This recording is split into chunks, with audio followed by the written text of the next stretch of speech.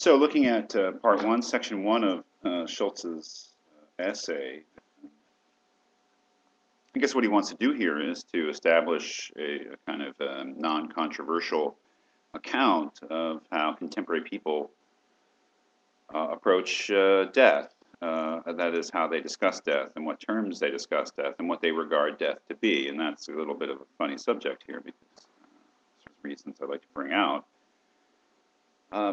And it's a complicated matter because I think that, I am, as I make this video, 44 years old, which made me about, I experienced the 60s when I was a toddler, but and many of you, most of you, are probably much younger than that. So this was written in the 1970s, and my feeling about this, in terms of what Schulz is saying here, is that death is being discussed in a more open and a more comfortable and frank way in America and in European countries than it had been in the near past. The first line of the first section, where he says, "It is in no way fitting to say that discourse about death and dying is taboo in the present day." I think what's being understood there, somebody writing in 1975, is that discussion of death is much more open than it had been in the recent past, that it is not a taboo subject, in at least to the extent that it had been. And here I believe, and personal belief, is that when we read things like this, things written contemporary by contemporary thinkers of the near past, especially in the 60s and 70s, that we have to acknowledge that in the 1960s a number of cultural changes happened, that one of the results of which is that certain subjects that really were taboo, that didn't get discussed, got pushed to the side. They were real parts of life, but were not thought as legitimate and subjects of polite discourse, began to be discussed more openly. Sex being probably the most important one, I would say, but death too is more spoken of than it used to be, and I doubt this class itself, as a class, a philosophy class on death, is evidence of that. As in, I doubt very much that in 1958 there were many classes on philosophy of death, whereas now it's something that's quite common. So we talk more about death. I think what he's saying. We talk more about death than we used to, but we talk about it in particular ways. And one of the things he says that we don't do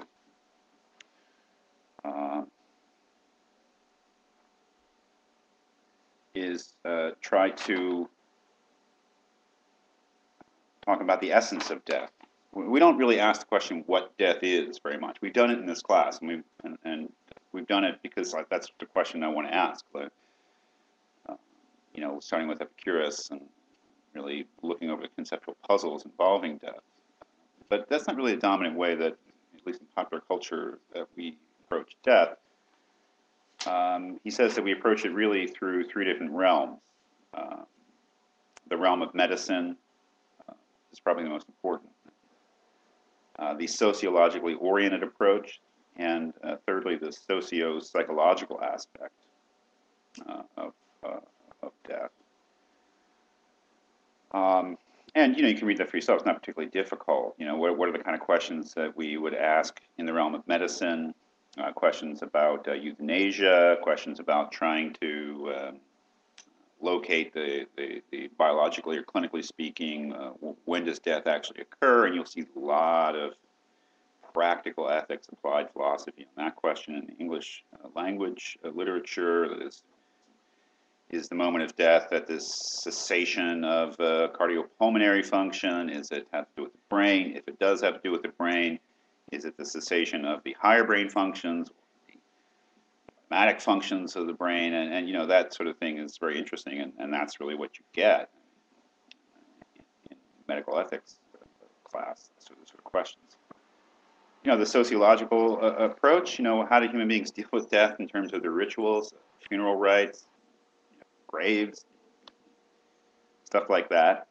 And then I think really importantly, and this was a huge cultural change, the so-called socio-psychological aspect, says where one observes the dying in order to understand their behavior. I think And he notes this really comes from America, and it really means, I think, most prominently the psychologist Elizabeth Kubler-Ross. The book, I think it was called On Death and Dying in 1969, was huge in terms of changing and opening up discourse about dying, and the very famous stage theory of dying, grief. It's very, very influential still. Um, this sort of thing is new, really. Sort of discussion is new, and it indicates a new openness towards death. But it's not really philosophical in nature in the sense that it's not an attempt to understand death itself, phenomenon, but rather to understand the psychological aspects of going through the dying process or the grieving process. Certain medical, ethical issues involved with the people who are dying, and an understanding of how we deal with dying in a psychological, collectively in a sociological aspect, funeral rites, things like that. But one of the things that he wants to do here, maybe the main thing, is wants to, even though it may not be brought out, what is the view of what death is that underlies all these different approaches? He says, page 469, second paragraph, if one attempts to call into question the presuppositions guiding the three briefly indicated approaches, one runs into a problem, for it is decisive that precisely no fundamental position is being taken. One no longer asks about the essence of death. That is, there's no real, at least in the public discourse, conceptual work being done in terms of like defining death, getting a philosophical grasp of what death is, rather these associated things, which are deemed more important. Nevertheless, he continues, we could relatively easily produce a certain basic concept of death, which each of the mentioned approaches follows. This is the theory of natural death. And how does he expand on that? Looks like there's another German author named Werner Fuchs there, drawing on him. He says, the image of natural death, as Fuchs presents it, is determined by two moments, that is, two separate elements, I say. The first is that death has a biological cause, and it must be conceived accordingly as the natural end of all organic life. Death as peaceful expiring. I think that that's very important, the notion that pre-philosophically, that is before we really get into the matter, if we ask ourselves to define death reflexively, we might say something like that. Well, what is death? Well, death is the end of life, or death is the cessation of organic activity. Death is the natural and inevitable ending of the organism's active life, something like that. That is, and all of them would be characterized by the notion that death is natural. The natural view of death as the natural end of an organic being. Now, of course, maybe that's so familiar, you wonder, like, what else could it be? Death as of course, death is the end of all living things, meet their end, and that's what we call death. Death as end, or as expiration, or as limit, or as cessation in some way or another, and that it is natural. That is, it's not something that is anomalous, strange. When an organism dies, it is a natural act, you might say, as natural as breathing, natural as any processes of life. It is also natural that they come to an end. Well, one of the things that's valuable with that essay is that, well, maybe that is the proper view of death, and there's certainly defensible, there's nothing wrong with it, but that it's different. Looking at another book I was reading by Hans Kung, a Catholic theologian, he referred to a medical congress in the 1850s in Germany where doctors were arguing over whether their patients had souls, which of course has a great relevance for the question of how they regarded death. It's funny to think that physicians were arguing about whether human beings had souls only about 100 60, 150 years ago. But they were. So there were quite different presuppositions about what death was, because there are quite different presuppositions about reality, one might say, and how human beings fit into reality.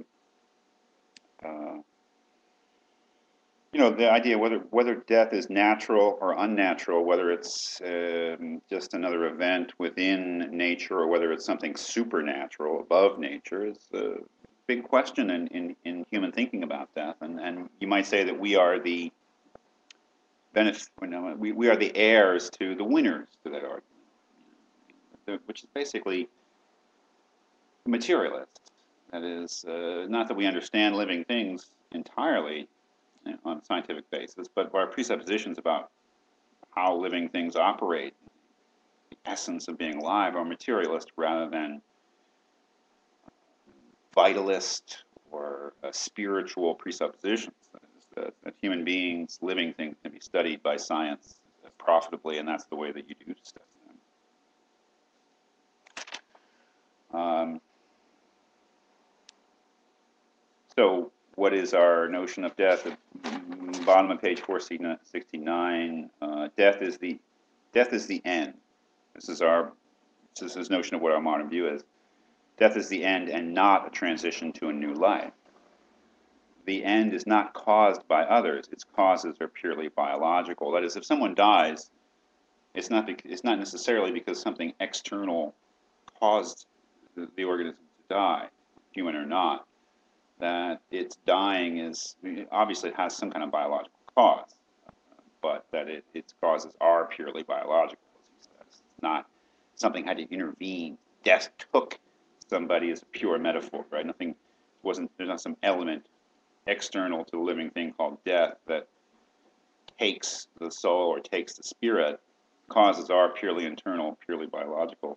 Death meets everyone in the same measure. Everyone is the same in death. The dead have actually become nothing. And this says concretely, the corpse has the pure character of a thing. So, that notion is that death is truly the end.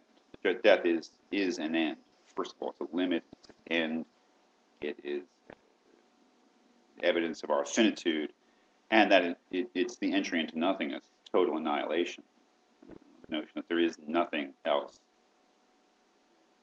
to the career, the trajectory of a person after death. Claim is that this is more or less our conception. At the end of the section, we break off these references here. They should show the large and wide effect of this conception of natural death.